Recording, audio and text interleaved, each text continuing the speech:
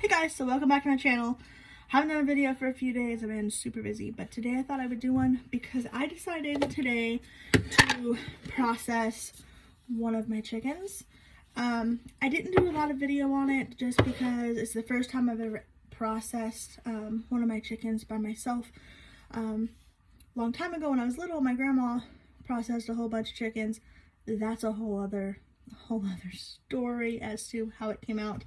But either way, I learned how to do it when I was little, so I thought I would do it today because I had a rooster that was just destroying my hens and attacking them, and he was just mean. So I figured I'd make some chicken and dumpling soup. So today I'm going to be making some chicken and dumplings, and I already have my broth boiling, and so now I'm just going to make the dumplings. And let's see.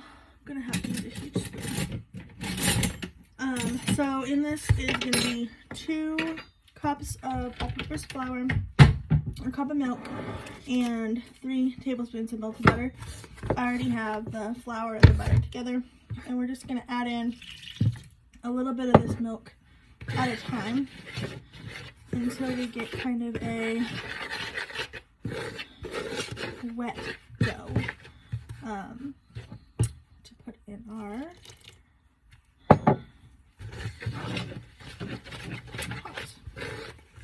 So we just want a pretty wet dough. I didn't have any Bisquick. That's normally what I use, but I didn't have any today, and I figured since we're making everything from scratch, might as well make the biscuits from scratch too. So just gonna add a little bit more milk. 1 cup wasn't quite enough because I did use a little bit more flour in here. Let's see. Feel like that's quite wet enough. Oh, and also there's 2 tablespoons of baking powder in there as well.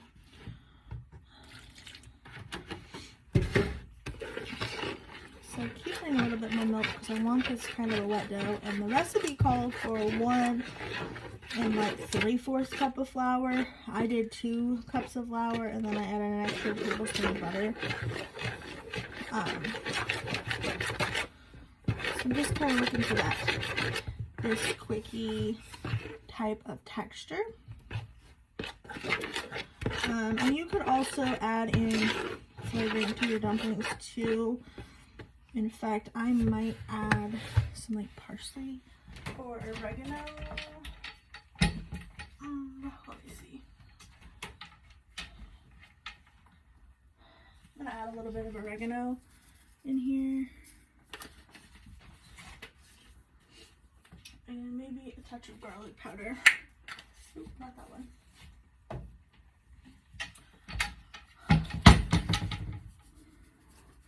Just to kind of give them a little bit of an extra flavor. A little bit. Okay. Just gonna mix that in.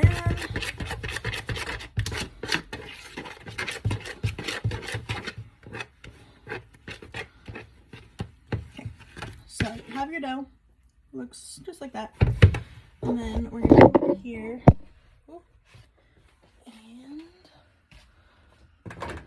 Figure out how I'm going to set you guys. Right back. Alright, so I'm back, and you guys are just kind of sitting on the edge of my little oven thing here. So, to this, we're going to have our boiling chicken stock, and I'm just going to take 2 spoons, and with it being at a really heavy boil, I know you want it at a good rolling boil because you want them to fall to the bottom and then bounce back up again when they're cooked.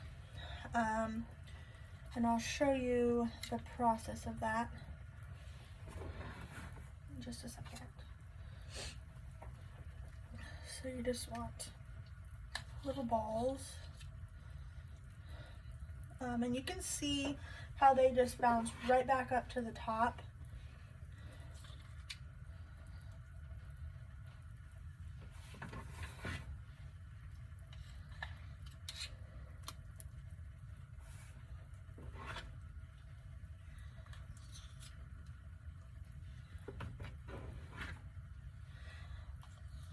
I'm super excited to make this. I've made chicken and dumplings like a lot, and I love them every time, but I think it's going to be really cool to see how they taste with an actual chicken that I've butchered myself, because I feel like chicken at the store, it just isn't tasting like chicken anymore, and it's kind of gotten to where I don't even buy chicken at the store. I buy like chicken nuggets and stuff for my youngest every once in a while, but really I don't buy a lot of chicken products because it just has a funky taste, so I really don't buy it too much. So when you get your pot kind of full, you just kind of push these dumplings out of the way and drop them down, and then they will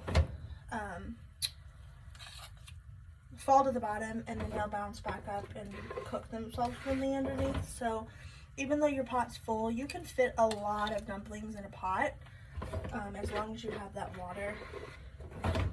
And I still have my chicken in a bowl over here. I haven't put it back in the water. I will as soon as my dumplings are done. But for now, we're just gonna get all of our dough made.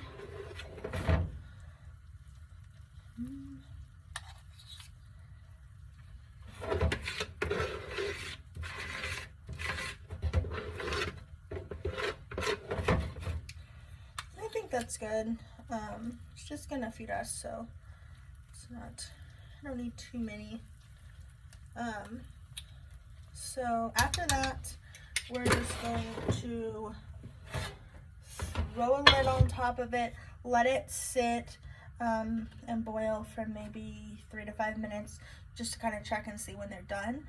And then when they're done, I'll add the chicken back in and I'll show you what we got. Okay guys, so now that they have cooked, they just puff up into these big, huge, fluffy balls. And the dumplings are ready. And so now what I'm gonna do is I'm gonna add in all of my chicken. So this afternoon, after I was done processing him, I just let him boil in this water that is the chicken broth for, I don't know, like a few hours. He was a kind of an old rooster, so he was kind of tough, and I wanted to make sure that he was just really good and tender. So I boiled him for like, I don't know, a couple hours, let him simmer for a couple hours until he fell off the bone, made a really good broth, and added my seasonings in. I added poultry, garlic, I don't know, onion powder, poultry seasoning, I think I said that, all in the pot, just kind of seasoned it, salt and pepper, and then cooked my dumplings, and it's chicken and dumplings, and it's super good.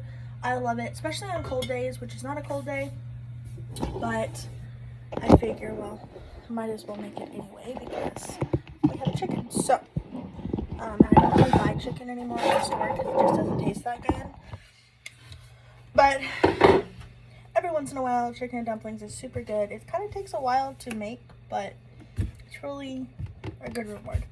So another thing that I've made, and I haven't done a video on it, which I'm going to, it was just kind of a test run, but I made my own mustard. And it's super spicy.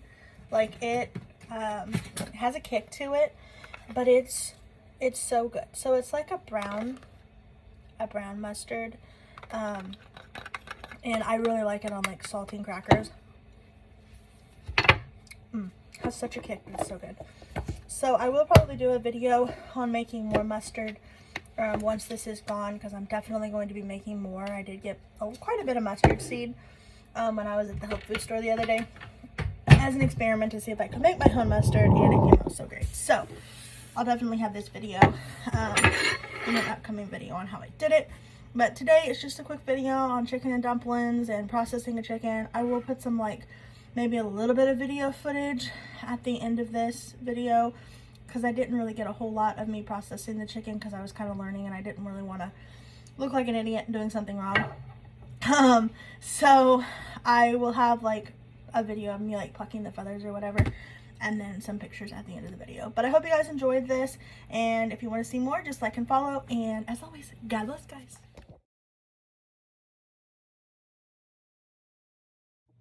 Okay guys, so now that we have blanched our chicken outside, we're just gonna remove the string that I had it hung up by, and then get some cold water, and we're just gonna start ripping off all of his feathers, foot by foot.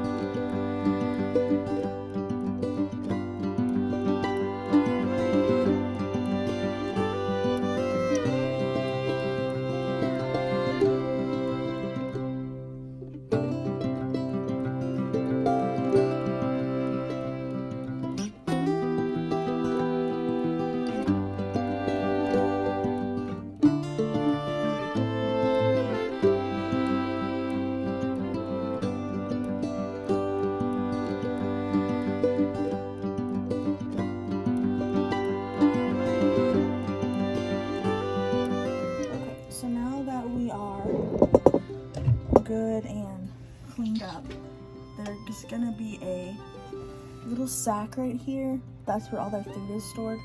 So we're just gonna cut it without cutting the food sack. And you definitely want to make sure that you don't cut yourself, because it is kind of thick.